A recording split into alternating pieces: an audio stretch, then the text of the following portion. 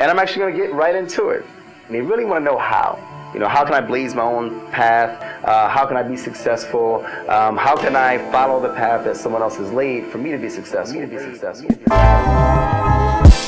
Sitting on deuces. What's up, everybody? Welcome to episode 225 of Campus Cuts. Today, I got a special guest. I got a multifaceted man, a comedian, a copywriter, a designer, a content creator, YouTuber, a alumni of one of the best universities in Dallas, Southern Methodist University, SMU. It's with a great pleasure that I introduce you to our guest, Kaleb, bro. Welcome to the show. Thanks for having me, man. What's up, everybody? How you doing, man? Man, yes, sir. Yes, sir. Yeah, we here. I just want to say, man, I love your stuff. I love what you're doing. Thanks so much, dog. Thank you. Of course. I just want people just this show turned into a thing of its own, and I'm like, how can I use this platform to be able to highlight great people?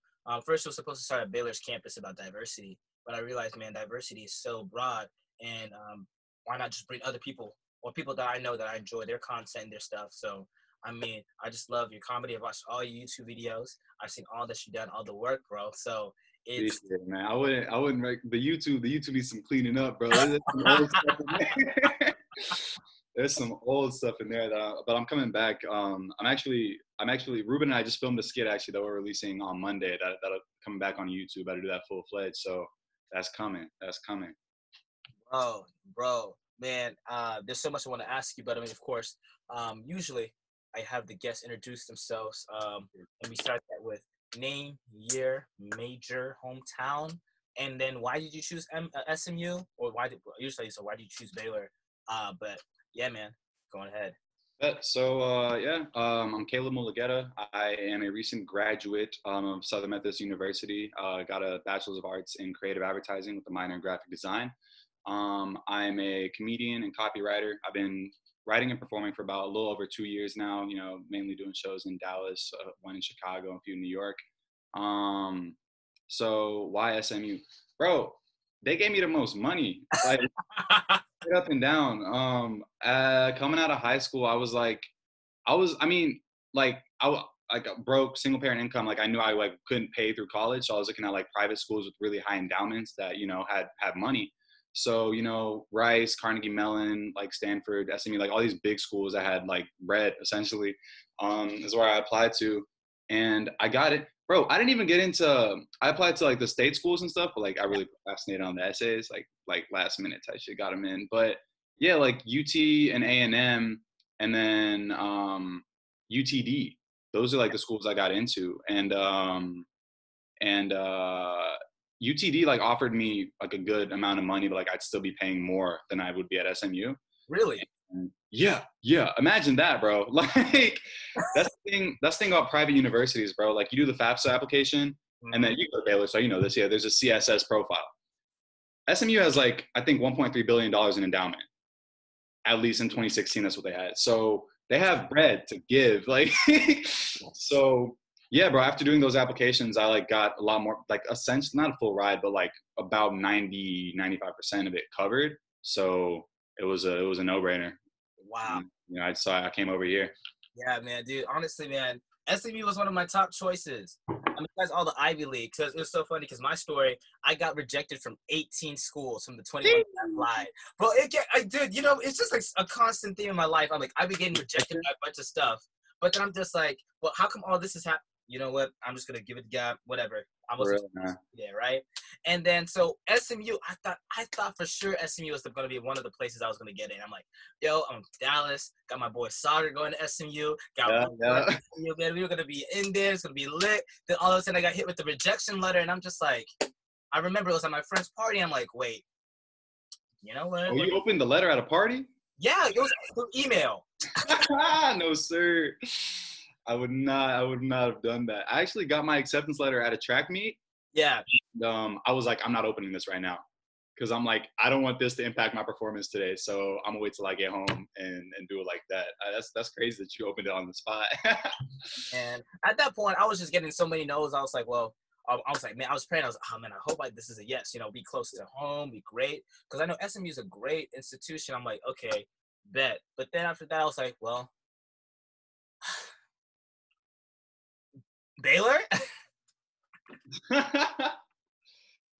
Dude, I feel like that's good though. Like even like with your college applications and even like with your like recent internship rejections, bro. Rejections are great. Like obviously not in the moment and like it hurts like your ego and pride and shit, especially with things that you thought were for you, bro. Yes. Like it's such a pain, but that's like a bigger thing like that you mentioned, just like giving it to God and like trusting, like bro, like there's a lot of stuff you can do, but at the end of the day, like all of it isn't in your hands. You feel me? So I just like pray for direction in your steps, and you'll end up where you need to be, and that's exactly what happened with this place.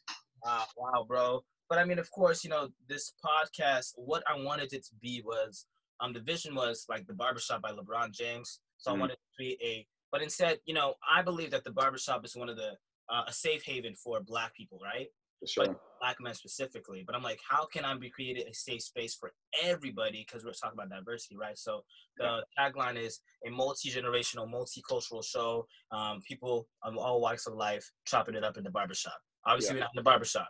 Obviously, we're in the closet. And I haven't been in the barber shop for months now, bro. I'm sick Fine. of it.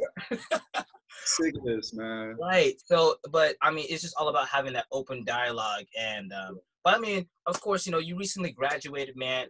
And we're in the midst of a coronavirus, bro. Like, and just talk about that. Like, you had things lined up for you. And then Mhm. all of a sudden, you're just like, and the last year, you mentioned that how things, I saw your tweet. It was funny because I just knowing you're a funny guy. It's like, oh man, last year I was rejected. This year so much happened. And then he posted a tweet like a couple weeks ago. This Didn't tweet age didn't age well. well. It did, bro. Cause like, and I'll speak on that. So yeah, like I'm an advertising student, right? So the mecca for advertising is New York City, like straight up and down. Like it's the best place to be, and I do comedy too, so it's the best. Like bro, like it couldn't have been a better, a better place to go. So I went there on a class trip like last summer and made a bunch of like connections with agencies up there, and went through this super long internship like application process for this thing called MAPE. And like October through February I was getting vetted and like working on this, and like it finally landed. I got a gig there, and like housing covered too, bro. I was gravy, bro. Like Tanaka, I couldn't tell you, like, bro, like I got this. I marked the day. I got this 100 days before graduation because I started counting down. I'm like, nigga, we out of here, bro. I was like, bro, we did it. Like, I'm like, bro, my hard work paid off. I'm good now. Like, we lit. Like New York City, I'm gonna be. I had the whole thing planned out, yo. And then coronavirus started. We had, bro, with COVID, there were obviously it hit Italy harder first, and I had some friends who were studying abroad in Italy, Yeah. and we in class like kind of like we were laughing because Yeah. like they had to come home. Like they had to come home and self quarantine for 2 weeks mandatory, right? Because they were in Italy. Mm-hmm. And we're like, damn, like Hannah locked up in the house. That's hilarious, right? We didn't know, like and then, it swept America. And as you know, New York got hit the hardest. Yep. And I'm seeing like a bunch of agencies going through layoffs, furloughs, internship cancellations. And I'm like, yeah. So yeah, bro, that was man. When I was so sick, bro. But like I kind of expected and understood it, like people are dying, bro, especially like up there. It's hitting a lot harder than it is in Texas, so to speak. So I just had to come to terms with it. But yeah, but the last few months going virtual, trash, dude. Really? Bro, I'm not a so like as I mentioned, like I study creative advertising, so like a lot of our classes are portfolio based. So class time is just for critiquing our work, and like we work outside of class, like thumbnailing, sketching, concepting, and then bring it to class for critique. That's how I learn. I learn by engaging, interacting, being there, and like pointing stuff out. Feedback, boom. Like it's a really fun creative process that you got to be there to experience, right? So now we go to Zoom classes, bro. I can't stare at a screen and be focused. Like I have a really short attention span, so I was like, man, this is not it. So luckily, a lot of my professors were like understanding, like really understanding about things, and lightened the load a little bit. Yeah. And SNU went to pass fail grading, like optional. So like if you had like a low grade, it wouldn't impact your GPA.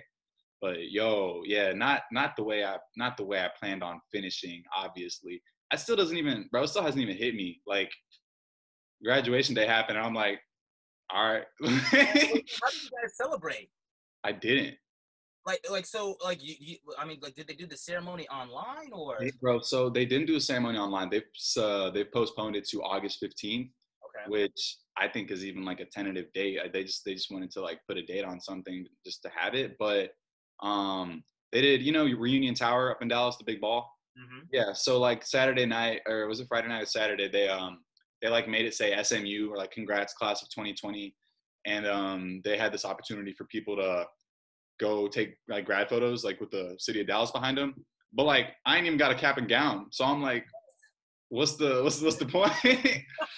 So yeah, bro, I just chill out. I popped a little bottle of champagne, and I was like, that honestly, like graduating. I mean, of course, it's a huge achievement and like a huge privilege to be able to like graduate from SMU.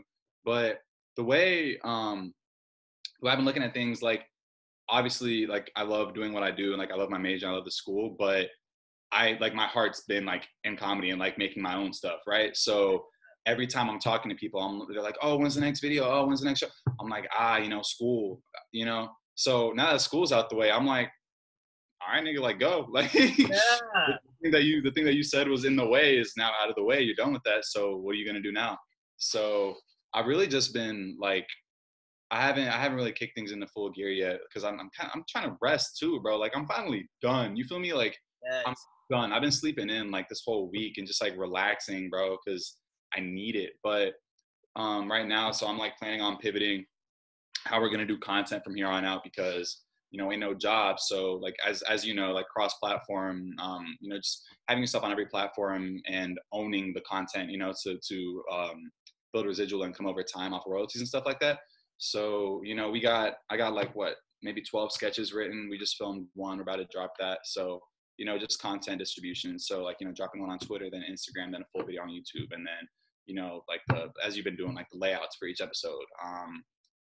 Like planning on how to engage on that. I got an advertising portfolio website, but that's for advertising. So I'm like building a personal website for just for comedy and content.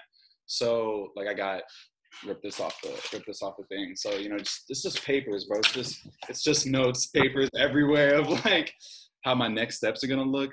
But that's the fun because I don't, there's no certainty, with what's coming next. So I'm just trying to double down on this. I'm honestly grateful, bro. Like as weird as it sounds, like with everything, and I'm not going to say it's paused or slowed down because things haven't slowed down whatsoever for anybody, I think.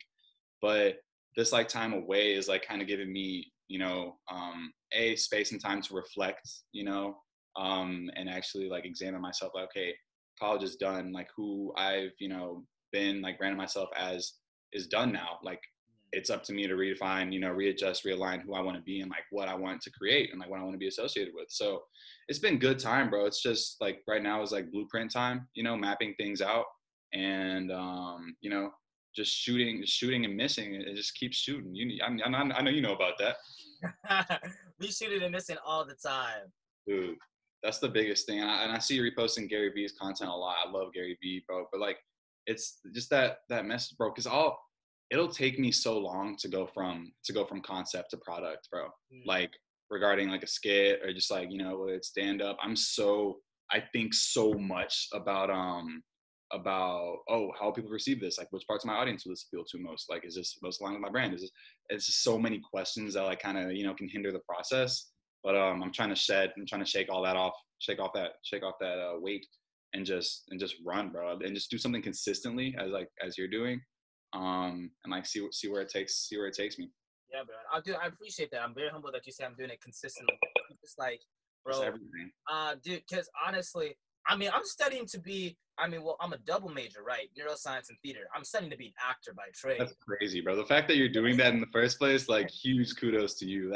I've never heard of anything like that. No, but then, like, think about it, right? You're in advertising, right? I noticed that a lot of my friends who happen to be in advertising, they have like a psychology minor, or like, cause it's like it's more like people. You're studying people. You're studying people, right? Yeah. And so I remember back in middle school, my middle school theater teacher was like, "Yo, Tanaka, you know what you remind me of? I really feel like you can be an advertiser. I'm like, advertising? I don't want to be in advertising. I don't want to, like, what's that? And it's like, oh, that's commercials. I'm like, commercials? It's like, no. Like, have you watched the show Mad Men? And I'm like, no. And it's like, oh yeah, Don Draper. And so when I started watching, I'm like, I don't want to be Don Draper. I don't want to be on my life. He doesn't want to be Don Draper. He's not a happy guy. He's not a happy guy. He's like, he's not even Don Draper. Sorry if you haven't watched the Star series. He's not even Don Draper, bro. But no, but just thinking about that, because whenever I think about advertising, I think about that. But now that I'm seeing people like you and a lot of creatives, right, that are doing the advertising and doing with Nike, and how that advertising used to be people in suits in the 50s and the 60s and the 70s, to now, like, yo, it's completely flipped on its head because of the process of social media and people needing younger. I don't know. I still feel like a kid. I really honestly still feel like a kid, but like younger audience and younger minds because of culture and how all this stuff is really defined, right? So why is advertising important, and why did you go to advertising? Because at one point you were pre-law, and what do your parents? I know we African, man, and I know our parents gonna be like, huh? Well, my dad, but my mom, when I said theater, my dad was cool with it, but like my mom and everybody's like, huh? What are you studying? Because I dropped I finished my pre-med, but I'm like, I'm not going to med school. They're like, so what are you going to do with your life? Yeah, I'm familiar with all that, man. I'm out here running out of beverages. Okay, so basically, hold on. I'll get into how I got in advertising first. So, bro, honestly, the fact that I graduated college in 4 years it shouldn't have happened. Bro, I came in here as a physics major, right? I applied to university as a physics major. I was taking AP physics. I'm applying to a tech. Yeah, no, you're good, bro. Right now.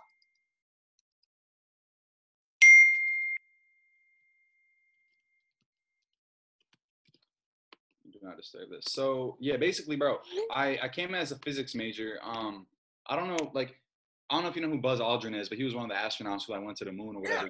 Yeah. And, yeah. Okay. So yeah, in high school, I got a letter from him and NASA talking about like, hey, you're interested in physics. I don't know if I achieved anything or they were just reaching out to say what's up, but like got invited to NASA to do like some stuff. Ended up not going because I couldn't afford the trip.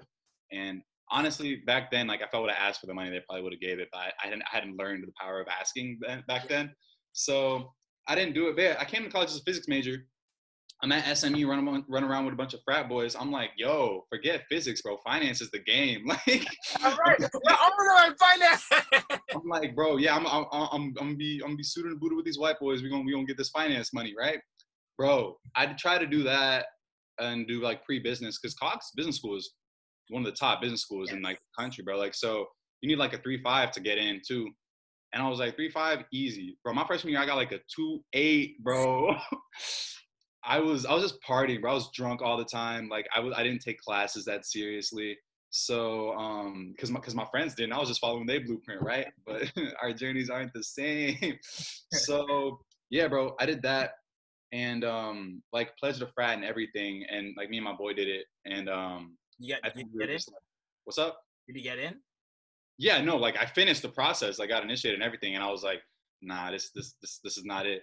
So my boy transferred to University of Houston, and I'm like, yeah, I'm gonna go with you too. I don't want to be here. Like let's start fresh. So that summer I'm working, and that's like you read in the Voyage article. That's like the summer I'm working, like trying to save up a bunch of money to transfer schools.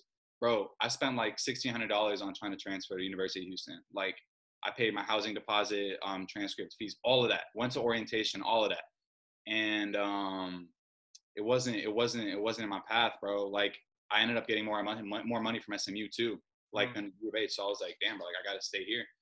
And so I'm back at SMU sophomore year, like by myself. My best friend, but like we were like attached at the hip essentially. He's gone, so I'm like, damn, I gotta like figure shit out for myself now. So I start doing stand up that's in between semesters. So like January 8, 2018, and bro, at this point, I'm like, I'm a sophomore in college. I need a major. Like, I need a major quick. So at that point, I started doing stand up. I was like, I want to be like I want to be writing. Like I have to be creating something, otherwise I won't be fulfilled. So I'm taking bro, I pulled an all-nighter just looking up majors and taking like personality quizzes, you know, all of that. Yeah. And I'm like, okay, what I align best with, I narrowed it down to either film, like creative writing, like English, or advertising. Now I'm like, okay, I'm taking out these loans. I need a job as soon as I graduate. So like film and writing obviously aren't the most secure spots. So I'm like, advertising seems like a shoe-in. Like, bro, I didn't even know we had an advertising school. Like it's a separate school within the art school, within the Meta School of the Arts. And it's like really small. Like they take like 14, 15 students a year. So I was taking like prerequisite classes for advertising, and I was actually taking this theater class, bro, Intro to Acting, which was like my favorite class ever. And yeah, so they opened up the application. I wrote this poem and like performed it and got in. And day one, they're like, I'm on the creative track. So day one, they're like, okay, you're either a copywriter or an art director. And I'm like, what's an art director? They're like, they draw, they do the visuals. I'm like, well, I can't draw, so I guess I'll do the copywriting thing, whatever that is. So that's how I got into it, bro. Like, and then the classes that we went through in the beginning of the process was like, concepting, basically learning how to ideate, learning how to get an idea, take it from, sketch, like rough sketch to comp to, rough, digital rough to like final product, and just learning how to pitch and sell ideas, which I think is invaluable, bro. Like, I'm so glad I learned how to do that, like my first year in it. And, yeah, so that's like how I got into it. But like right now, why I think advertising is important is, bro, you have, I think the biggest part is diversity in advertising. I'm not really interested in just advertising the general sense of selling, because you have these brands, like you got companies, you got big companies, you got big companies, right?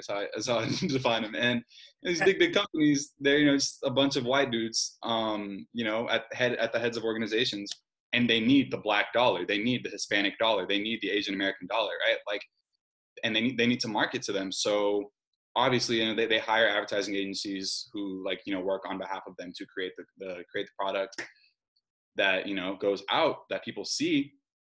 And it just doesn't make sense that if you're marketing to people of color, that you don't have people of color working with you. Like, you've seen Gucci come out with blackface handbags. You've seen Prada do it. You've seen Pepsi thought Kendall Jenner could solve police brutality with a Pepsi can, bro. Like, it's just stuff like that. I'm like, who is in these offices, bro? Like, Tanaka, because for something to go from like client brief to concept to execute, like tens, depending on size of agencies, hundreds of people see this work before it gets out. Okay, like there are so many internal reviews, external reviews, feedback. Like there's so much that goes through it. I'm like, not one person said, maybe they don't like this. So yeah, bro, it was that kind of got me, that like made me enthusiastic about it. But also, I like writing. I like, like creating. I'm just like obsessed with storytelling. So that was an avenue to do it through. A lot of my stuff that I created in class like got shot down because my professor's like, this looks more like an SNL skit than an ad. I'm like, that's what I want to make though. But that's the biggest part of advertising. I feel like as a creative is it's not about you. Like, as much as like you're the one making the stuff, like advertising is it's commercial art. It's you can get as creative as you want with it, and like tell a story and it be as beautiful and as appealing as you want, but at the end of the day you have to sell something. Like at the end of the day, advertising has to be effective, otherwise it's just noise, right? So whether it's changing a belief system, like selling an idea, selling community, selling a belief system, or just a product, there has to be, a back end effect on it. Clients aren't paying hundreds of thousands of dollars to these agencies for nothing, Now there's advertising that's just like general, like awareness, brand awareness, like, hey, this is what we do. And then, I'm not even going to get into like the different tenets and factors of it, but that's what it is essentially. And that's what got me into it. Same thing with like Mad Men, it's just how it used to be. It was just like a bunch of white dudes in suits. And now, gratefully, there's a lot of initiatives for diversity in advertising. Like my internship in New York was through a program called MAPE.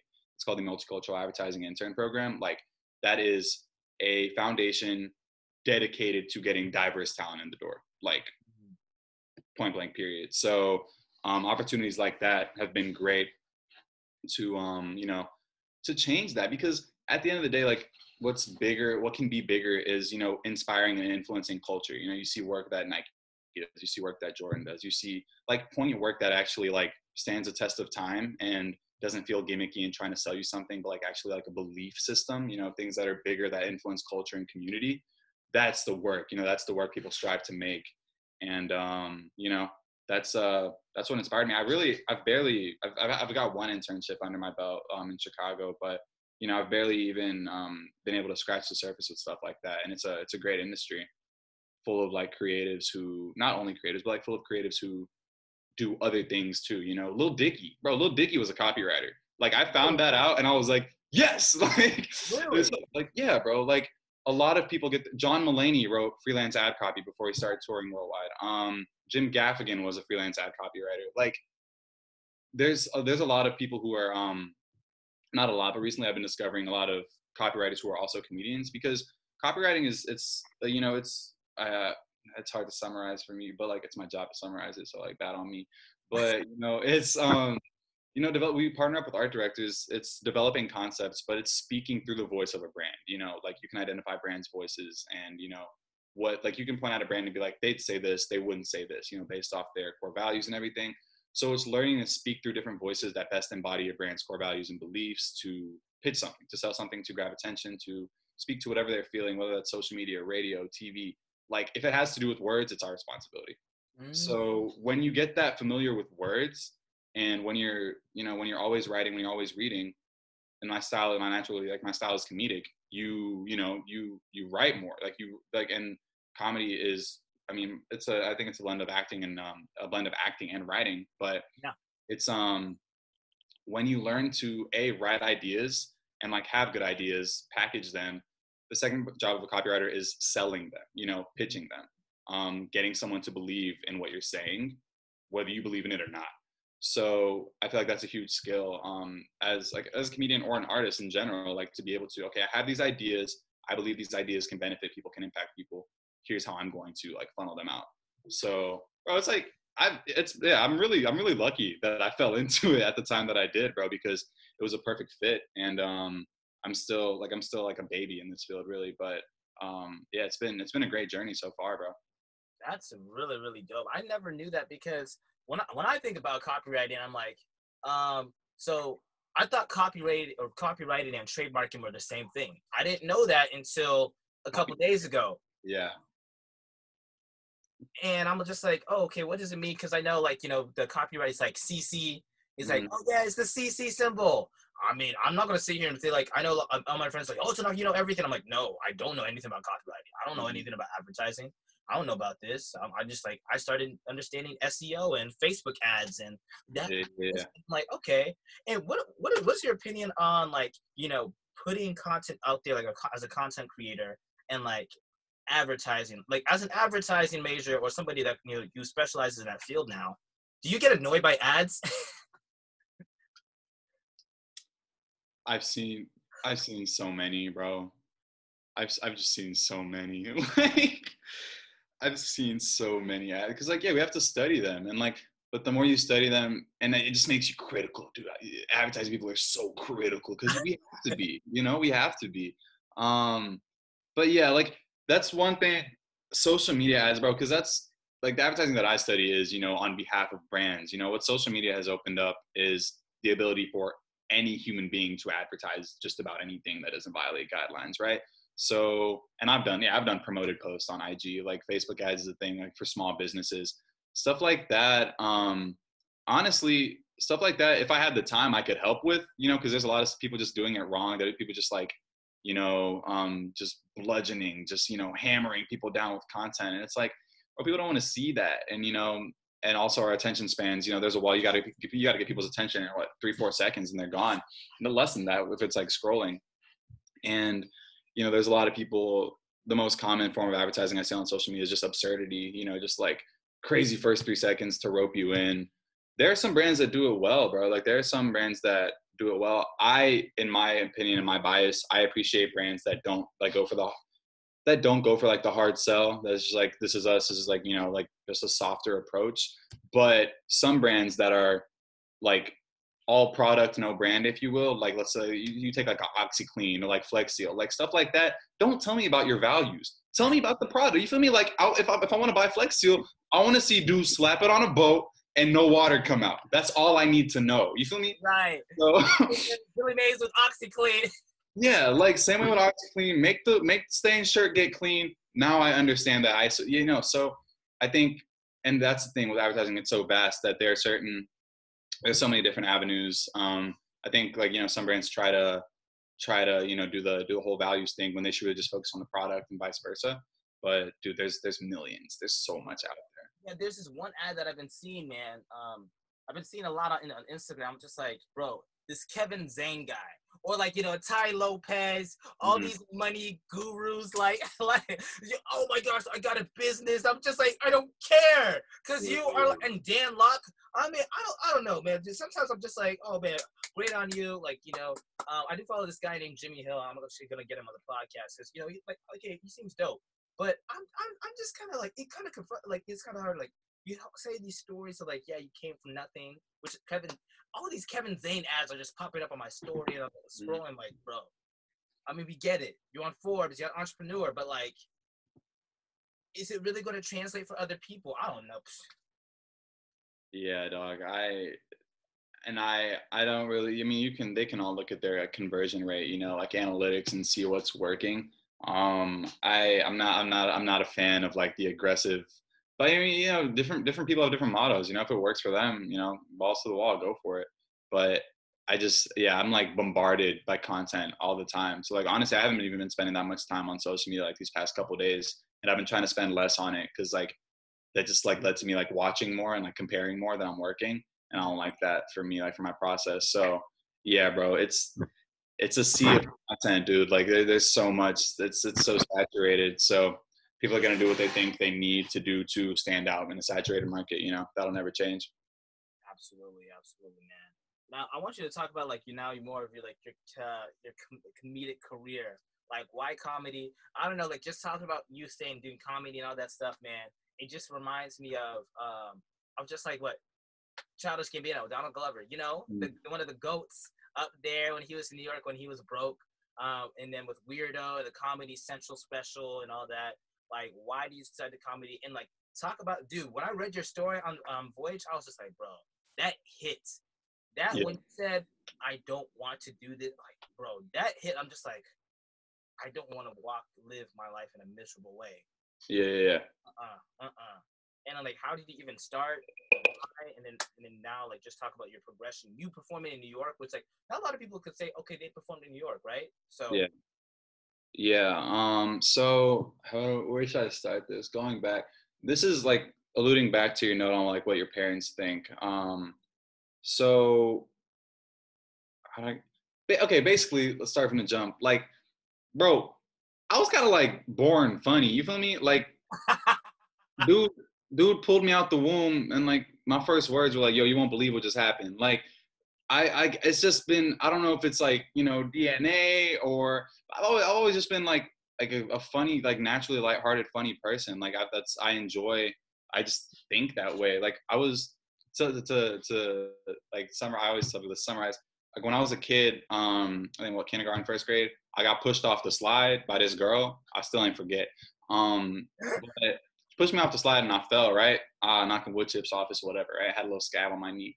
I come back home. My grandma was living with us at the time because like she like needed to get heart treatment. She was living in Ethiopia, so she was staying with us, and she didn't speak a lot of English. She only spoke Amharic. Like, so I come home, and she's like, "What happened to your knee?" And I'm like, I didn't know how to say wood chips in Amharic. You feel me? Like I was like, how do I say this? You know?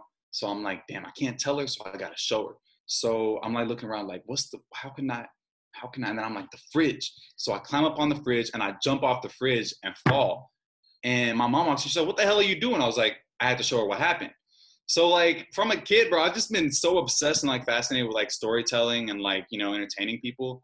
And it's just like speak, like if I experience something and I want to tell you about it, I want to paint a picture so vivid for you that like you felt like you were there. You feel me? Like that's like, that's just, yeah, that's like been my thing, like as a like since I was really young. Um, and you know, growing up, bro, I got some goofy pictures from my childhood, bro. I was an ugly kid, man. I got I got bullied a lot, bro. And but I was funny, and like if I made fun of myself, people would laugh, and aha, you know. So, and I was like, yeah, I don't care if they're laughing at me or with me, like as long as they're laughing, like I'm winning, right? So that was a mentality that like formed really early on. But yeah, to speak to the quick trip thing, you know, like working, bro, like my parents are immigrants from Ethiopia. Like my mom worked like 3 jobs me growing up. Like I've just seen them struggle, and like, you know, as an African, like they make sure, you know, they make sure you know what they went through Yes. for you to have, you know, Disney or just like chicken nuggets. Like, bro, they make they make sure you know what they went through. So like from a young age, it's been really ambitious. And yeah, I didn't like they moved here, you know, they did the whole thing, the American dream or whatever, for like us to have a better life. So I'm like, I have to have a better life. You know, from a young age, I was like, I don't want to live like this. You know, I don't want to, you know, I don't want my kids to like not have opportunities. And it's like, you know, I don't want their sacrifice to be in vain was, you know, my natural state. So yeah, bro. And then just like the way there's a lot of stuff I haven't even covered in that Voyage article that like I won't even cover now because I'm still working through a lot of this, you know. But as you mentioned, yeah, dude, the dudes that quick trip, bro, they just hated their lives, dude. Like they were, and I'm really blessed to have worked a lot of jobs growing. I've worked like 11 jobs, dog, but to work a lot of jobs with older people, you know, to hear like to like get wisdom from them, bro. Like the sound in their voice was just so sullen and like sorrowful. Like man, if I was 18 again, I would do this. And man, when I was 18, I'm like, yo, I can't go out like that, bro. Like I was like, bro, like I'm alive. Like I've like God has brought me this far, like for a reason. I'm not gonna like settle in this life, you know. Like I can't do that. I'd rather die trying than like, you know, just be okay with, you know, just be content. So, with doing comedy, bro, I I don't know like if how much of the article I should reiterate, but yeah, like it was the end of summer. I opened up my high school yearbook. I was like, because I was packing, and I found it, bro. Everyone in there was like, "Yo, you're so funny. You really made this class easier." This one girl was like, "You really made my days brighter, like seeing you in class." And I was like, "Yo, like if I impacted one person, this is a dub. Like, if yeah, this has power. This is impactful. Like I can if this is what people remember me for, then like that's it." Called my best friend. I was like, "Yo, I'm gonna be a stand-up comedian." He was like, "Bet." I'm like, "Bet." Got off the phone, started writing. um, and then yeah, I even that sophomore year, bro, like that first semester, I was still like messing around, but I didn't take it seriously until that winter break. I just looked up comedy clubs in Dallas, found this one place called Backdoor Comedy, called him up. I was like, "How do I perform?" And she's like, "Yeah, you just pay $50 and take this class with me." But she robbed me, bro. She just sat me down and talked to me for 15 minutes. Like, Bro, what? but yeah, it was how you get in. So she had me slotted for an open mic the next week. I wrote a 3-minute set, invited some people, and then, you know, the rest is history, bro. I just kept going. Um, everything, bro, and like in spite of that's kind of how I knew I was on the right path, bro, because like a lot of doors started opening up that like probably like shouldn't have, you know, like things just started falling into place. Like it felt right. Um, so that, you know, with so at the end of what year was that, bro? I feel so old, man. Like college really ages you, bro. Like these past 4 years feel like a decade to me, dog. Yeah, man. So I just kept doing it. I kept doing it, and you know, I kept trying and failing, bro. People think everything. I wouldn't say everything, but like people see like a funny clip from you and they're like, "Oh wow, you do stand up." Like, bro, I've bombed like I have hours of material that just doesn't work. You feel me? Like, Yes. so this is trial and error. You feel me? You just shoot and you miss and you shoot and you miss and you just keep shooting, bro. Because like I love it, bro. Like the only reason I've had to pivot to like skits right now is, you know, because quarantine and everything, bro. But like there's nothing like the feeling of being on stage and people and like, you know, entertaining people and just making people like feel joy. Like it's like what I want to spend the rest of my life doing. You feel me? So once I found that, shit was kind of, I wouldn't say clear, but like I knew that this is what I was like meant to be doing, you know, with the, and like if we talk about like gifts, you know, like I'm sure you probably heard like speeches from like Dr. Miles Monroe and like Jim Ron, or you know, like with questions like that, with things that are, I heard Steve Harvey say this once, but he's like, your gift and your passion aren't the same thing. He's like, you know, like the Bible doesn't say anything about like chasing what you're passionate about. You said Chase like talks about like gifts and talents, like what's God given, if you so to speak, right? And that's what like reaffirmed a lot of this shit for me. But I was like, bro, I don't have to try at this. Yeah. Like this is, of course, I have to try to write well. You know, like obviously, like I don't just go on stage and like this isn't effortless, but like this is what comes naturally to me. Like this is like what feels right, what feels like what I'm supposed to be doing. So from then on, bro, I just kept doing it. I interned in Chicago, and then a coworker put me on, and I was, you know, started performing up there a little bit. Ran to Hannibal Buress, like dude performed on the same stage as me at Cole's Bar in Chicago. She was crazy. I I really haven't got to do as much comedy as I'd like, you know, because of school. So like I barely even I feel like a pseudo comic, you know, because like I'm in school. Like there's a lot of comedians who are a lot more consistent with it, you know, at clubs, at mics. But yeah, dog, it's been also like my biggest comedic influences like Dave Chappelle and like Key and Peele.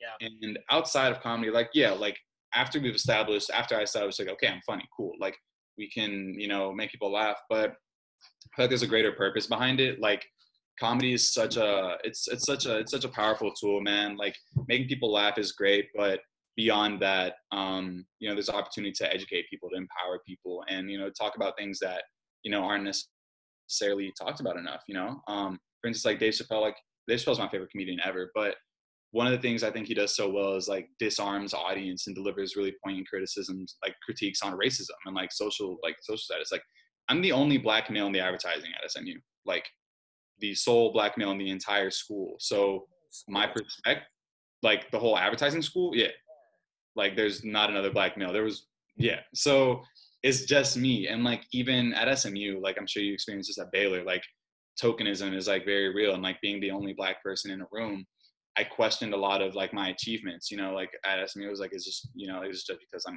like the only black kid here. And like, you know how schools love to champion diversity, like quote unquote, and just have like slap a black face, or like a person of color on the brochures and shit. So this is, yeah, it's like an opportunity for me to talk about, oh, the majority of my material is race relations and like, you know, social critique, because I just speak on my reality and that's what's in front of me, you know. So a lot of the stuff, like even like with comedy, I'm really blessed to do, but there's a lot of things I want to talk about that straight up aren't funny, you know. Like that, you know, you can use comedy to you know, disarm and get people comfortable and talk about, you know, things that are important to you, things that they might not be hearing enough. But I feel like it's also opportunity to open up dialogue on, you know, just like I said, things that aren't funny, things that are like serious and need to be talked about. Man, comedy's powerful, bro. Like there's reasons like comedians of certain eras are remembered, you know, like your George Carlins, you know, like your Dave Chappelle's, like people like that made an impact, you know, and like people leave those shows not only entertained but learn it, like, you know, like they learn stuff that they wouldn't have had it not been that way. And I feel like that's a struggle with me, like branding myself as that, because you know there's a regular, you know, goofy stuff, you know, like, but there's also the want to be taken seriously and to deliver, you know, poignant perspectives and hold a give a platform to voices that aren't heard enough. Yeah. So, and I feel like I haven't really had the opportunity to do that here at SMU, but despite the fact that I've left, that's something I really want to do. Like the first book I worked on, I'm in the process of like finishing it up right now. It's like I have one copy up there, so I just looked at it. It's called A Token Black Boy Playbook, and it's literally just a plethora of microaggressions I've heard at SMU. Yeah. Just, you know, like just quotes, because as I mentioned, you know, people need, I feel like it's especially us, bro, first generation college students, man, like with our lives, I feel like our lives are, I mean, you know, we're not comparing it to others, like saying harder or less hard, but having to navigate a lot of this stuff on our own, bro, it's not easy, man. Like our parents don't understand what we're doing. Like my mom has no idea what like. Mom was telling people what I was studying. She was like, hey, you know, business, advertising, something. I was like, Mom, what do I do? And she couldn't tell me, and she couldn't tell them. Like, so yeah, bro, having to deal with like your family might not back you on this. Like, it can be lonely, you know, like trying to figure it out. But luckily, like as mentioned, you know, the right people have come into my life at the right time. That, you know, regarding mentors or professors or faculty that I could talk to about my journey and, you know, then be invested in it and, you know, help me out on it. But dog, like, as you mentioned, bro, I have no idea what I'm doing. I'm still figuring, Oh, I'm figuring telling all this people, stuff they're out. like, oh, bro, you see, and that's the thing, man. That's what I hate about social media. You know, you post a little accomplishment, everybody's like, ah, and I'm like, no, you guys, No, it's bullshit. I hate that, bro. And I hate that social media is like that, dog. Like, people, especially that, like, oh, I see you working, bro. Like, even with you, like, I'd love to hear your perspective on this because you've been working, you know, like balls to the wall on this. Like, respect for that. But people, you know, people see that, and this is, I think you reposted this on like an IGTV video lately. Like, your friends, A, might not be your target audience, B, might not support you, and you got to be cool with that. Like, Yeah, people like, and that's still something I'm working through. But like, yeah, people don't recognize your stuff until you're recognized by somebody else, right. you know. And I don't even know if I wish it wasn't that way because, you know, with the stuff being so saturated.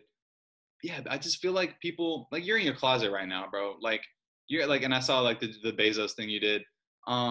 You're in your closet right now recording. I'm in my dorm. I'm still in my dorm at SMU. Like, I move out next week.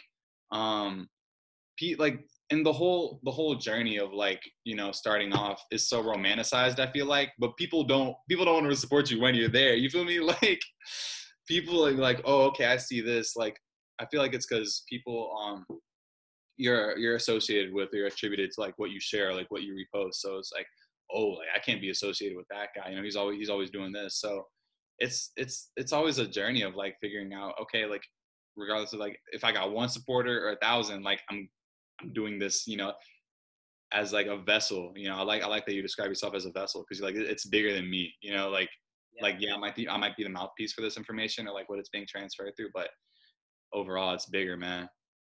yeah. I mean, my perspective, man, at this point, because I realized that, hey, one, we can't be too entitled to the point where we're supposed to be supported by anything. I was listening to an interview yesterday, Lewis House, The School of Greatness with Kevin Hart. Love And Lewis House, bro. man, dude, I love it, right? And Kevin Hart was saying, man, I rather than being liked, just work on being likable. Because when you have that separation of being likable, the person may not like what you're not may not like you, but Mm. because you're likable to the point where they're going to be able to be receptive to the information. Because when we're too busy trying to be liked by everybody, then we're trying to shift our way through, and we're not authentic to ourselves, right?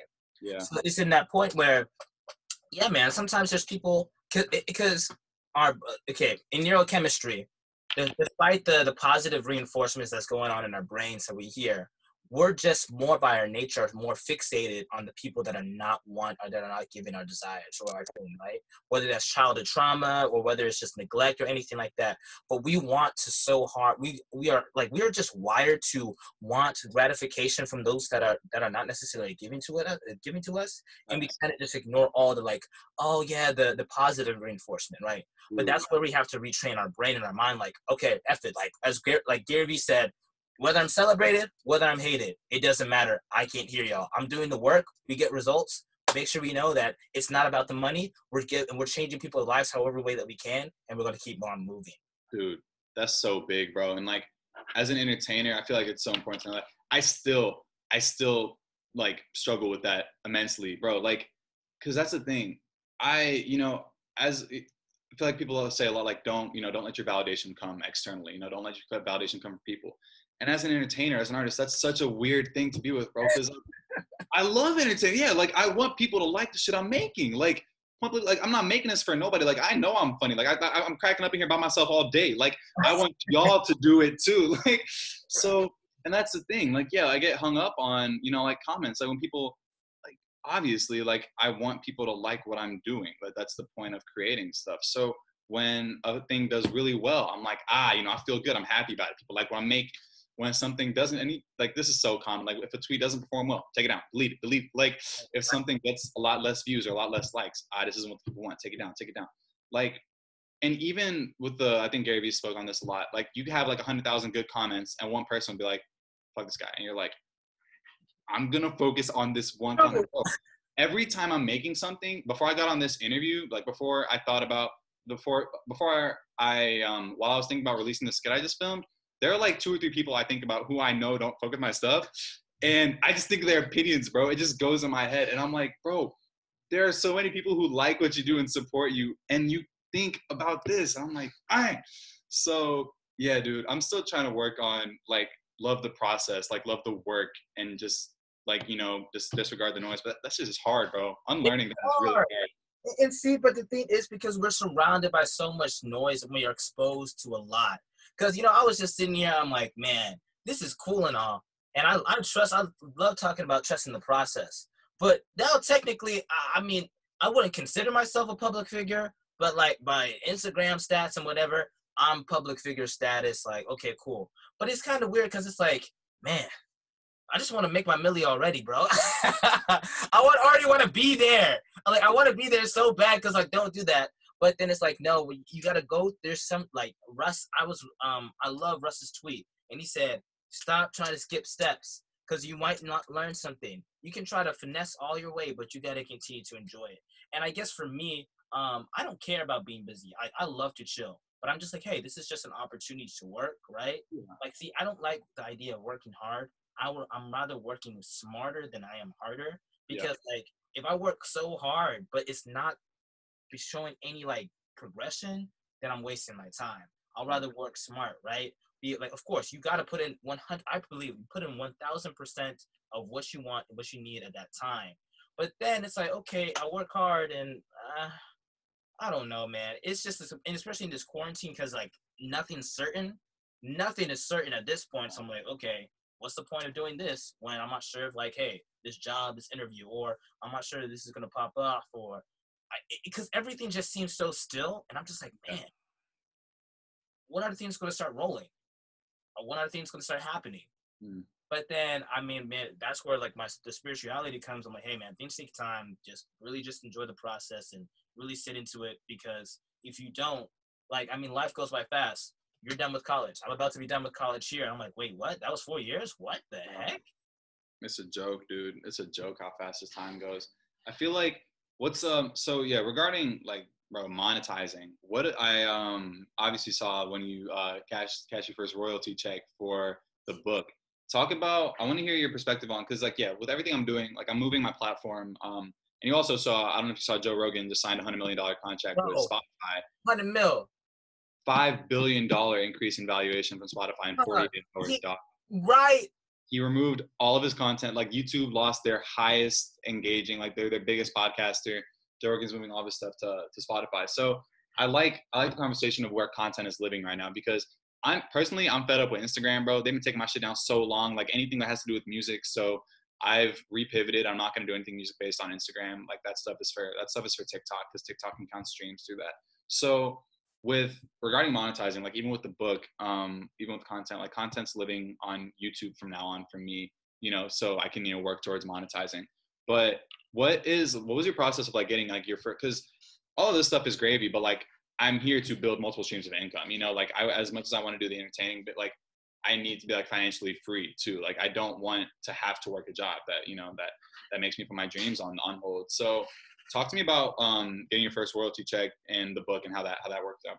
Bro, man, dude, it literally cost me $2 just to write this book.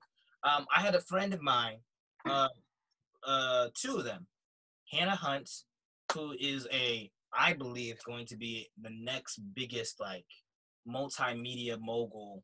I'm talking about like Paris Hilton, except not the holiness. No, but like she's such an amazing woman. Like she's an actress, she's a singer, she's a photographer. I mean, I know people like you do. I'm like, man, Hannah, fashion is like Hannah, bro. She actually had her on the podcast last week. I'm releasing her episode this upcoming week. And she just talks about her stuff, how she was on New York Fashion Week and that. So like she's somebody that I look up to, like from the beginning, from the get-go when I saw her, when we met, like I knew our souls were just like, yo, this is my soulmate, this is my homie. Yeah. And then I was like, so how'd you write your book? I saw that you wrote a book. How do you write a book? She said, oh yeah, I just found an independent publisher, Lulu.com. I'm like, oh great. I have my other friend Janita, who's a poet. She published her stuff through Amazon Publishing. I was like, okay, that's cool. So I searched it up. Amazon, I was like, okay, Amazon Publishing, that's going to cost. I don't want anything to cost. yeah, you'll be able to get on Amazon directly. But with the cool thing with Lulu, you can actually make your book, do everything that you need to do, and then you can also put it on global distribution, eBay, Walmart, this, that, and the third, right? Okay. And they only take 15%, 15% of what you make. Mhm. So literally just do that, and then just by telling my friends, and then my friends told their friends, and then I posted once about it on Instagram, but that was when I deleted my personal Instagram through my motivational channel that I do with my best friend JJ. And then after that, I mean, bro, you'll be surprised how many of your friends will actually buy the stuff that you do. And Word. that's what I was like, man, a lot of like your friends will, if they mess with it, even if they don't mess with it, your friends will buy it, right? My friends were like, oh, okay, cool, you wrote a book. But then when they read it, they're like, oh, this is really great. And they're like, yo. And I mean, honestly, at first I was like, should I put that $5? Because it was only like 12 poems? My auntie was like, Tanaka, why'd you put this for $13? And I was like, because I know my value and I understand that I'm not going to be ripped myself off because what I think I am. And then she's like, whatever. Okay, that should have been 5. And then when I showed her the check, she was like, oh. Because she's an entrepreneur too. Like, she does that. And I was just like, well, I'm like, I really think I make money off of this. So it was just the next step of, I'm just going to put it out there. And I know I have this message. And I know, Obura or Obi, right? Yeah. Yeah, man, dude, I've been trying to get him, for him to follow me, this nigga, 2, to get on the podcast, but I mean, whatever. But you just have that wider network of just knowing people, and and those are gonna support you, and then you just sell it and just tell them, hey, yo, I wrote this, and that's what some other creators are supposed to do, right? To support, pay, whatever, and then high key Patreon, man. Like Patreon, show people you give an insight of, show people the behind the scenes stuff. Like, hey, this is how me and Ruben are creating the skit. Or also understanding like, hey, you're great with film and editing, right? If you guys want to learn about how I edit this thing, just let me show you how to do this and all this, that, and the stuff. Like how-tos, your comedy, your exclusive content, just your promotions, and then any other thing, bro. That's how I realized. And actually, you know what? I'll send you Alex Wolf's one-on-one ways to monetize stuff for creators. I'm actually gonna text it to you right now because I sent it to. If you scored above a 75 right now, because man, Alex Wolf. First of all, that's my pretend wife. She bad. Bad.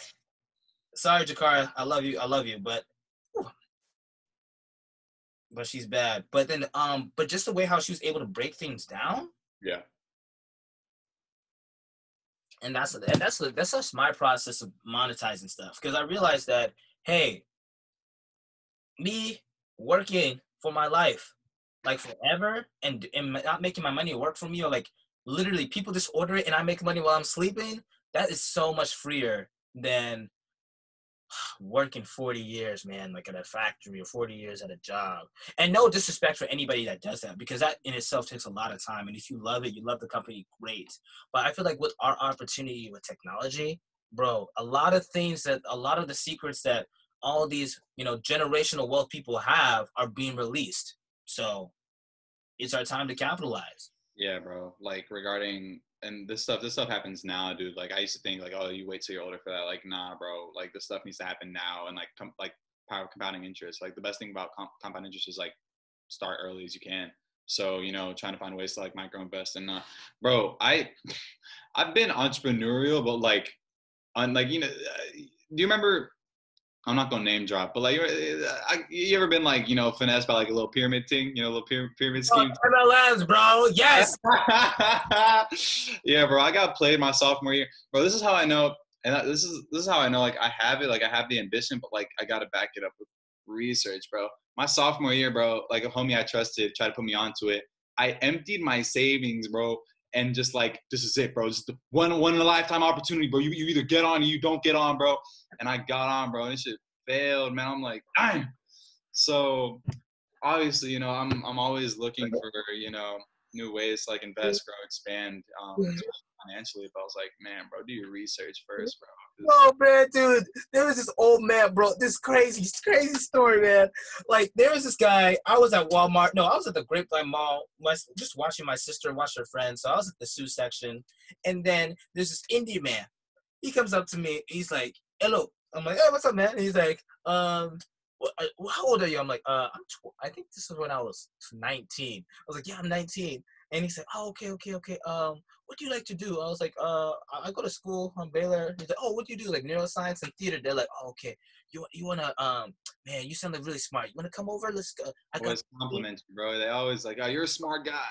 right with the compliments. I was like, okay, sure, whatever. So he gives me the same number. We met at a Taco Bell on I-35, and he's talking about like, okay, yeah, man. So we do this. Have you read Rich Dad Poor Dad? They gave me Rich Dad Poor Dad. Then after that, they started, buttering me up, and then it's like, oh man. And he hit me with like, I don't know. You're too young. I don't think you have life experience. And I'm like. And I told him my story, and he said, okay, yeah, I'll invite you. I ended up at an Amway meeting, and I'm like, what the this? And then there's this guy in the front row. He's like, this guy's got it. This guy pointed at me. And I was like, yeah. So they bring me to the back room, and they're like, okay, man, so, we understand that you got it. So being an entrepreneur is like, so, we have this conference. It's going to be $150. I'm like, I don't have $150 right now, and I'm about to go back to school. They're like, well, it's like, can I do something? If you guys want me this bad, work something out. They're like, no, you figure it out. That's being an entrepreneur. And I'm like, and that's true, but I mean, at the same time though, how you gonna bring somebody in? Yeah, bro. I think they give entrepreneurship a bad name, bro. Like anything, I'm with. I don't have anything against people making money. Like get yours, bro. But like anything that involves me to like recruit somebody, bro, save me the time, dog. I'm not I'm not trying to be a business evangelist, bro. Like that was the thing with me, bro. They had me calling it family, bro. Hey, I have a business opportunity, man. I'm so regretful that I wasted people's time with that nonsense phone call, bro. If you believe, man, that's the last skit I just did, bro. Man, I'm gonna shake the TL with this one. It's a Forex niggas be like skit. And I got homies trading Forex, right? And I love them, like do yours, but bro, yeah, but this I just think it's funny. And everyone's got a different perspective of what to do in life, how to make money, how to make bread, but gee. Yeah, it's just the recruiting aspect. I mean, I have personally traded Forex. Me and my guys, we were like, yo, but we don't recruit people. They're like, hey man, we're a Forex group. Hey man, if you want to get in, it's only $25. We chilling, not that 225. Then get that, and then after that, you get your 225 canceled. If you bring two more people, then they gotta pay 225. Like just the pyramid model is just like. Yeah, bro. I'm not anything where someone's making money. What do they call it? Multi-level marketing, multi-level MLM. I'm like, bro, save it for me, bro. I'll be over here. I'll be making skits. I'll be being funny till it pays, but. I mean, and not to, obviously saying that again, not to knock him, but sheesh, bro. Like, I feel like also with regarding like your identity and like your reputation, bro, it's like, I don't even like promoting my shows, bro. Like, I don't even like promoting my own shit because I don't want people to get tired of me. So, like, I've just never wanted to be the guy who's always selling something. You feel me? Right. I'd rather build something and then share with people, be like, hey, I did this. I'd love for you to see it. And hopefully it adds value to you, but. Yeah, and it's like speaking on that spell, that promoting thing.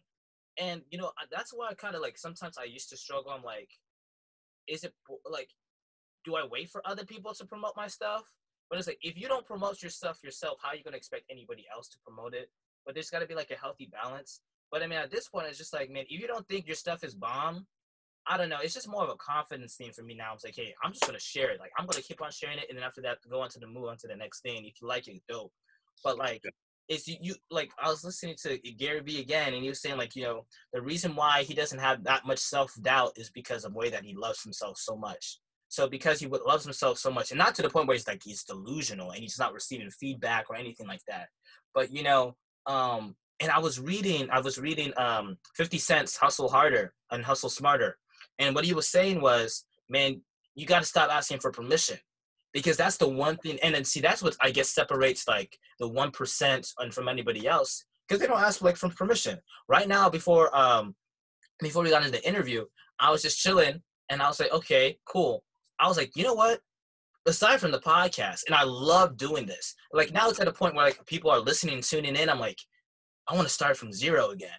So I'm starting a radio show, like a selection. So I was really working, I was DJing on my phone. And I sent it to some of my friends and they're like, yo, this is actually pretty good. I'm like, oh, man, I was just messing around. I don't know what I'm doing. Yeah. So I'm just like, I'm going to start a radio show. And like, you know, with the mix and like, you know, like a Kate Strenada, like, hey guys, you know, I'm coming up next, this, advertising, this. Because I mean, this is what I love to do. Like, I love talking, I love radio, I love TV, television. I mean, I really think, see, I'm the only me, right? But if there's somebody that, like, if there's a picture that I look up to, Nick Cannon, Gambino, Devon Franklin, and Michael B. Jordan. But like, but specifically for me, it's Nick Cannon and Devon Franklin. Of course, Christian. So, you know, people call me inspirational. And I hate when people call me inspirational. Because I'm not even trying to be inspirational. I'm just me. This is just me. Like, you know how people like try to like, oh man, yeah. I'm like, well, I'm just gonna post a video of what I think and how I'm feeling today. Bro, yeah, man. I refrain from even positioning myself as anything inspirational or motivational. While I'm aware that I can, and I feel like that's like my greater purpose, I'm like, let me gain some credibility first, dog, because I don't want to be, you can change your life. You know, like I don't want to be that guy yet. I want to have some pudding to show for it first, you know, before I'm like, you know, testimonial and all that. But I feel you. I feel you on that one, man. Even talking about faith, bro. I don't like, sometimes I question, because like I follow, you know, my youth minister like follows me, and like we're obviously tight, and like I follow my church, and like I don't share a lot about like faith at all. Well, because you know social media people, bro. Like they like be like, oh, this church hosts that person, like they do this. So, like I don't ever want my actions to represent like other people. Right. But yeah, bro, it's just so easy, and like social media is very especially Instagram is very niche based. You know, it's like, hey, I talk about this thing and this thing. Here are accounts like me that follow separate things. You know, it's like categorization is what, you know, builds more of a solid target based audience, so it's like easier to classify. But yeah, bro, it's I think it's, what are your thoughts on that? Like, how do you, like, regarding, you know, when you said like I'm a Christian, you know, Devin Franklin, because I like his stuff, and I don't know if you know the Roommates podcast, but I listen to his stuff all the time. I listen to the episodes like, hey, we are Christians that have a podcast. We're not a Christian podcast. Exactly, bro. Because I feel like the second you mention like Christianity or like faith, it's like, you know, you're held to such a, yeah, bro, I kind of hate it. So I like the way they go about it. Man, like with that, man, see, and the thing is with the algorithm, I'm just like, man, F Instagram. I'm just gonna post what I want to post. Like, at first my friends were like, oh man, you know, it's not like, you know, you should start like, you know, doing with a strategy and whatever. And I was like, oh, okay. And then all of a sudden, like, I was on phone with them when my IG blew up, went from 285 to like this, and they're like, Tanaka, how'd you do it? Did you buy followers? I'm like, no. And then because there's this guy I met on Zoom in London, my guy, my friend Jason, right? The one that I posted, like, he's like, oh, friends are gonna support you. So we're chilling, talking, whatever. And then after that, all of a sudden, I sent him the podcast. I was like, the episode, I asked him, do you want to join? Talk about London, talk about COVID, talk about being black in London. Because, you know, you don't have, you know, when people talk about being black in London, they think about Skepta. Yeah. That's the first thing my mind went to. Or Grime, right? But there's Grime, a guy in London doing Forex, retired at 24 years old, you know, doing his thing. I said, yeah, bro, talk about that. And because he said, man, I really like with your stuff, because I saw your post, man, you just talk about, like, you don't see a lot of black men just posting, like, good content, like, you know, you're not trying to be hood or anything. I'm like, that's not my reality. I'm from the suburbs. Yeah. And then so when he sent it to his friend in Spain, who happened to be a famous YouTuber, so now we got all these Spanish people, and then whenever I'm going live, they're saying hola, and I'm like, hello? I don't know. ¿Cómo está? Muy bien. So, but I'm like, hey, turn up, you know, we here.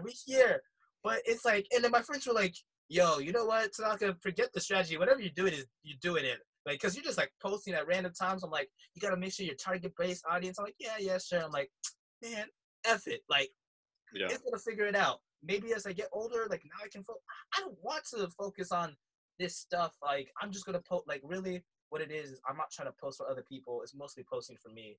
Most of the time I post is like, hey, post a podcast highlight. People actually like it. I'm like, okay, cool. But it's more like a reflection. These are like more like snapshots of the journey and how things are just working out. Yeah, And yeah, yeah. Absolutely, bro. I love that. I love that. And like even with something that I was telling my professor recently is like every time because I dude you know that no one's as critical as you stuff on your stuff as you are. So like I be like going through my pages like should I archive this? Is this fit and all that stupid shit? But I like see old stuff that I created and even bro like as I mentioned like my YouTube right now it's like early stuff like 2 years ago stuff that I made that I would like vomit at right now. Two things on that. I feel like everything I've created or everything I create is a time capsule. Like, and it's just a reflection of where I'm at. Like everything I make, like the 4X skit is like me responding to what I'm seeing. Like everything I'm writing, the stuff that I want to create is stuff that's top of mind for me, and it's an accurate depiction of what I'm facing, what I'm consuming, what I'm experiencing at that time. So I'll look back on something I made 2 years ago and be like, I remember that mind state. Like I remember where I was when I made that, and I love that shit. So like that's why like yeah, I love the rapid fire post for you, and then you'll be able to look back on it and be like, oh yeah, I remember when I thought that was the way I wanted to do things. And now like it's so symbolic of growth, right? Second, I keep like the old stuff. I think this was it Quentin Tarantino said this or like Martin Scorsese on like a masterclass promo. He's like, if you don't look at your first cut and become physically ill, it's not it. Yeah. So like my first skit on YouTube, extra credit, um, that's like a personality trait of mine. You know, like I'm a good student, but like I'm not a great student. So like I usually like, you know, wait till the last minute and be like, you got any extra credit opportunities for the boy? Like, so I made a skit about that my sophomore year. And like my relationship with content in school has always been like me, like the first video I actually posted online, which was a while ago, like super long ago, was like just me dancing in my dorm to like Earth, Wind, and Fire September, right? Stupid video. I had a Spanish test before that, okay? I had a Spanish test that day and I had 3 hours of break time. I was like, I could study or I can make this video, right? So a lot of the content that I make that comes at the price of like me not doing schoolwork. And I failed that test, but like I passed the class, so it is what it is. But like you know, like the stuff like that I remember. But I there's always that fight, and I don't frankly I don't know. I know we talk about balance a lot, but like I haven't found it. A professor of mine just says to like let the pendulum swing and like just go to each end. Like you'll find out where you work best at. So I'm doing that right now. But like yeah, there's this one like you never know who might visit your profile. You know, your social media is like your digital resume. You know, you never know who might visit it whenever. So it should be clean, polished at all times. And then there's the other one like keep up the old shit that sucks, bro. Cause like it's a testament to how far you've come, like especially with the YouTube stuff. So yeah, bro, it's just like always a battle of that, and it really just depends on the day of like depends on the day of which one I'm gonna do. And that you can speak on that, bro. Man, now this next segment, man, I call it like bigger questions. Yeah. So, like these are like some big questions, and like now like wrapping up towards the end of the show. My first question is, what would you like to see change in America?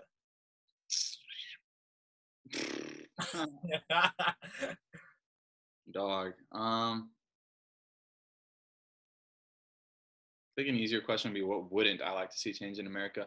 I think most directly and from my perspective, bro, healthcare, dog.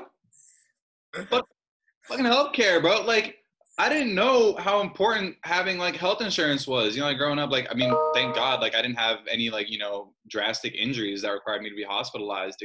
But like, bro, shit is mad. Like even now, graduating and like having to decide between like getting a full-time job with like coverage or like doing my own thing. I'm like, bro, I have to worry about like if something happened to me right now and I don't have health insurance, like I'm wiped. Like if I were to get hit by a car and like shit went like sideways, like, and I mean, I pray for protection every day. But, like, yeah, if something were to happen that's out of my hand, I'm set back who knows how long. And like, it doesn't make sense when other countries like Canada, so to speak, or, countries in Europe actually take care of their citizens. But at the same time, I really have a pessimistic outlook on America as a whole, bro. Like, I believe I'm an optimistic guy, bro, and I see the silver lining, but like this country isn't really dedicated to serving us, it never has been. And I doubt that it ever will. So I think that's one piece I'd say that I'd like to see change. Yeah, man. I was just thinking about the new. Currently, I'm on unemployment, bro. Have you filed? I haven't. bro, file for unemployment. So, Yeah, but I don't even know about that stuff. dude, no, see, like, because technically you don't have a job, right? But No. you wouldn't qualify for regular unemployment, but you'll qualify for disaster. Actually, and no, you know what? You actually do qualify because you lost your internship was rescinded because of the COVID, right? Mm-hmm. So it's under DUA, disaster unemployment assistance. So you go online. We go. You know what? I'll FaceTime you after I finish at the weight room. Yeah. And I'll give you the process. I was putting all my friends on it, and so basically, so you can because of the CARES Act. So you will not qualify for regular, but you will be able to qualify for the disaster, and that runs from March all the way to July 31st. No, yeah, from March to December actually. But then the CARES Act is from March all the way to July 31st, where you get the unemployment. So since you don't have a job or anything was taken back, you'll get 207 per week plus the 600. So you'll be getting 807 per week. Every 2 weeks, you'll be getting 1,400 after taxes. That's real. That's real. Bro, that's real. Stop playing with me. I'm not playing, bro. I'm getting 1,400, but I know, and see, but now I know why Republicans are like, no, we can't get because I'm getting 1,400 from sitting on my ass. Yeah. Dude, I hate to say it, but yeah, bro, it's like we're just giving money out now, like, bro. Oh my God, yeah, bro, that's wild. I didn't even know I was eligible for unemployment, dog. That is so fucking funny. We are, bro.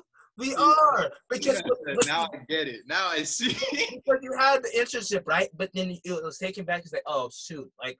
But then, like, I was researching, and I was like, oh, I don't qualify for regular, but I qualify for the disaster. And then after that, yeah, man. Yo. That's cash, dude. Yeah, bro. If I can, yeah. Per week. 807. Imagine, like, oh, I'm getting paid $800 a week. I don't even get paid 807 at my job, bro. What? Come on, son. Wow. Bet. Let me find out. I've been taking notes. DUA. That's it. Let me find out. Man, it is so wild. Gee. Yeah, bro. Cause like even right now, dog, like I've been saving up or whatever, and I'm like kind of in this spot. Like there's some investments on the board that I need to make, like, you know, like a studio grade microphone, a new MacBook, you know, stuff like that. But I kind of been like, it's iffy, you know, spending money when money's not coming in. I hate doing that. Because like I don't know when, you know, when I'm gonna start making money again, or like when, you know, so it'll start flowing. So I'm like, dang, bro, like, should I? Obviously, I know like the bold thing to do is make the jump, make the investment, and like, you know, I hope it pays off. But like these aren't like concrete. Nothing's concrete right now, bro. And I'm scared shitless, but at the same time, I feel like that's the best place to move. Like that's the best time. It's the best time to like to work, because like, what else are you gonna do? Just sit and wait? Right, man. It is a crazy time. But now with unemployment, I mean, of course, you know, it's not like you're going to use this unemployment and not do anything, not look for a job or anything. But it's like, yo, with that money, that's actually the money I use to be able to invest into my business, into my to increase my investments, to just increasing just the whole brand in general. It's like I'm not like I'm not gonna use it on clothes. There's no reason to flex on nobody. Bro, nobody's at the house. I don't. Yeah, who you dressing for? What you dressing for? Huh? Bro, I said, well, who you dressing for? I haven't, dude, clothes is a big thing, bro, because I love dripping, bro. Like, I love fashion. Like, I love looking good. I haven't got it, bro. This is unheard of for me. Like, I'm kind of rolling with it now because, like, I don't look crazy because, like, I'm taking care of my hair, but, like, I'm going to grow it out and stuff. But, like, yeah, bro, like, fade every 2 weeks was my game. You feel me? And honestly, it wasn't until this, like, my senior year, like, coming into my senior year where I, like, really started saving money. Like, I stopped buying clothes that, like, the only clothes, I started this, I think, summer after I came back from Chicago. Because then I had to pay, like, $3,000 in Chicago for a summer housing because my internship didn't cover it. So I was like, all right, like, we got to move different with the money now. So from then on, I decided I'm not buying clothes if it isn't thrifted, if it isn't secondhanded, if it isn't secondhand, or if it isn't a friend's brand. Right. That's it. Like, I'm either supporting someone or buying secondhand. I can't keep going to Zara and dropping bags here. I'm like, I Right. can't keep shopping online, bro. Cause like as much as I like it, like this shirt was $2 and like it's one of my favorite shirts. Like I've been moving. I told you I'm moving. I have so much shit I don't even wear, bro. Like Right. so much stuff. So yeah, bro, cutting unnecessary expenses is so huge, bro. Like we talk about, oh, got to make more money to save. It's like, bro, like not cut. I had to like girl. I downloaded this app called Truebill, and you know, obviously I'm on like Acorns and like Robinhood stuff, like micro investing apps. But bro, Truebill really it sends me alerts, like weekly budget alerts, and like when you know, I know what my credit card bills to do, but like when certain bills are coming up, like where I'm spending more, and like, bro, part of like growing up, I'm a big boy now, bro. I'm 21, I'm a college graduate. I'm a Right.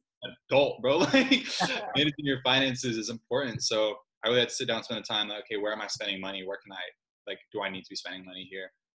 Like, you know, just assessing, bro. I feel like the biggest, for an artist, for an entrepreneur, anybody, the biggest thing you can do for yourself is assessment, and just like document where you're at, and like just like I try to do it every day, not financially, just like where I'm at, like mentally, emotionally, spiritually, but doing that at least weekly, like a weekly check-in, like, okay, where are things now? So you can just plot a graph, like, so you can see, am I progressing? Am I, because I don't believe in plateaus, bro. Like you're either getting better or like getting worse, like exponentially. That can differ, you know, but you gotta keep checks on these, bro. Like you gotta, yeah. Otherwise you're like, oh yeah, I kind of just let this go, and then it just, Right. Yeah, man. that, That like stagnancy, man. You know, I really believe there's a difference between being stagnant and investing. But like once you become true, true. stagnant, like just in this like, and that's why I guess I go hard because one, it's parent sacrifice. So I'm like, I'm gonna make sure that hey, we're the generation that knows like, hey, we're gonna make sure that their sacrifice was worth it. Yeah. Two, also it's just like the moment where you feel like you start learning is the moment you start dying. That's when you die. Yep. That's when you die. So I'm just like, nah, I'm not about that. Can't be, bro. I mean, I mean, I wake up, thank God, every day that I woke up. Like Right. this day wasn't granted. I mean, we take. It's just human nature to take things for granted, bro. Like you've woken up every day up until this point. You feel me? Like you have no reason to believe that won't happen tomorrow. But nah, bro. Every day is an opportunity, man. Like I just have to work on that's actively, you know, the teeters, but working on like, yeah, like making the most of your day. Like you woke up today, right? So like there are a lot of people who didn't, you know, a lot of people aren't as fortunate as you to be alive, to have what you have. So use it. Right, right. Now my second to last question for you is, uh, what are three things that you would tell to your high school freshman self?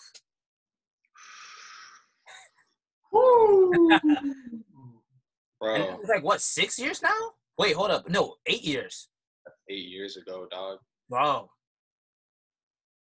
Dude, I don't even, wow. Freshman of high school. Let's see. First thing I tell them is be good to people. Regardless of what you can get from them, or vice versa. Just be good to people, man. The world's a really small place, and you know, people remember how you make them feel. So remember to be good to people. Um, Second thing I tell them was, oh, dude, yeah. Second thing I tell them is, bro, like people are going to make fun of you for who you are, but there will be more people who love you for it. And you have to be it. Like you have to, like it is your duty to, you know, to stay true to yourself. Don't flip and flop around where you think the crowd is. Stay true to yourself. Third, bro, I tell a little nigga he got it. Yeah, yeah, yeah. Yo, you have it. You have everything you need. Believe in yourself. Straight up, like, and is to never, yeah, to never doubt that, to never doubt whether people recognize his abilities or not. That he's got it. That's awesome. Bro. Period. That's awesome. Awesome. Last question is, well, before I get there, so you're still in Dallas, right? Yes, Hold sir. on, bro. You and Ruben and I need to make a skip, bro. We can create, man. I can drive. Easily, yeah, bro. So like, set up a like a group chat, a Google Doc, whatever, and we could pitch something. We got phones, we got voices, we got bodies. That's all you need. Let's go. Let's do it. Let's do it. Third, what do you want your legacy to be?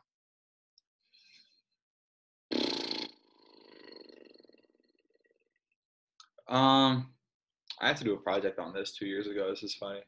Uh, Dude, I want my legacy to be. I just want through my work and my life's work. I want to inspire people to believe that, just to inspire people to play the cards they're dealt, to not look neither here nor there. To I have a very like track mentality, like stay in your lane and like don't look left, don't look right, like stay like your path is yours. I just want to inspire people that like like regardless of what happens to you, you can work with what you have. To everything that happens in your life is purposeful, meaningful, and made for you and you alone, and to use it to the best of your ability, to never complain about what you don't have. And I'd say honestly, I'm rambling, but like all encompassing in one thing, bro, is to like just like look for the light. Like there is light in every situation, and that's the reason I do comedy, is because even in the darkest points, you can find a spot to laugh, to smile, to feel joy. So that's what I want to leave. Yeah, that's what I want to inspire people before I leave. That's awesome, bro. This is my final segment of the show. It's the moment where I speak life to my guest. I'm a big believer that like when you speak life, James 2 is like the life and death comes from the tongue. And you know what, man? I'm a big believer in that. Big believer. So I'm gonna speak life over you, bro. I just want to say, man, first off, you are funny as hell. No, bro. I'm humbled by your work ethic. I'm just watching you from afar, watching you virtually. I just know I'm like, man, I like this guy. I like this guy. I like this guy. From what you represent and who you are and how you carry yourself. Always having a good time, but understanding that you know what, despite the good time that you have, you're gonna put in the work, and you know that you acknowledge all the people that have been there, that have placed the footsteps. For you being able to be humble, and grounded in that, but understanding that you know what, life is more than just staying here. It's about being able to celebrate life when we have it. And I can see that through your work. I can see that through how you continue to live your lifestyle, the way that you continue to treat people now. I'm inspired by you, bro. High key, I'm inspired by you. And just understanding that, hey, you know what? I'm going to go out there and going to keep on pushing and living out my dreams, man. I'm grateful. And I really think after this podcast, bro, we got a friendship, because, I'm just like, bro, I see the talent, with your graphic design, your creativity, your website. I'm like, man, if I see something, and this is what I see with anybody. I'm like, if I see something and I'm going to see I know a friend that fits in that mold, I'm going to send it. That's why I was like, oh, John Henry, boom. Oh, this, boom. Oh, bro, I know that, and I know that you're in a situation that, hey, you know what, this internship didn't happen, but I'm like, hey, he's in need. How can I help? How can I be able to help understand that his talents can be used there? It's nothing but, man, you're a brother in Christ. You're Campus Cuts alumni, and I'm just grateful for who you are, man. It's nothing but huge love. I mean, I love you, bro, because you are just you are an embodiment of what it means to be a humble character and being able to go live out your dreams, man. So thank you for being part of the show. It is. Dude, that's love, man. I appreciate that so much. Love you too, dog. I appreciate the opportunity, man. Yeah, bro. Like I think you kind of lucked out with this idea, bro, because like it doesn't feel like we're working right now. I just feel like I'm talking to you, just having a conversation. That's what the barbershop is about, So kudos to you for for starting this and shooting, bro. You inspire me too, man. Your work ethic is let's not even get started talking about your work ethic, man. But I appreciate it, man. It's all love, much love, man. I'm excited to keep working, man. Yeah, man. So guys, where can people follow you? Guys, you need to follow this guy. You really do. Bro, KLB Comedy on all platforms, bro. I'm not one, I'm not one to talk a big game for a product, but dog, the stuff I have coming is going to leave your stomach in shambles, bro. Like it's just a lot, I'm finally, the roof is off, I don't have a ceiling anymore. So the stuff I'm about to be creating is next level. We got a lot of comedy coming, skits, voice act. I'm working on putting together voice acting reel, finishing my first book, and I'm working on some music too. But we gonna save that for later. Oh, music! Oh, yes, sir. Save that for later. Right now, I'm focused on making the people laugh. So it's a lot coming. I promise. I already know, man. We're gonna look back 10 years 5-10 years at this interview, and we're just gonna be like, hey, man, quarantine, looking at this, and then I really think that you're gonna be very big. It's like we don't like, and that's the thing about like being an entertainer, man. Like sometimes it's like, it's not our intention to be big. We're not trying to be famous, but like our work will speak for itself, and a lot of people are going to gravitate to your stuff. And I just know that when you get to the top, man, we're gonna be looking at this laughing. We're gonna be like, bro, we were on the verge of just getting out into the real world. You know, junior in college, senior in college, just finish it.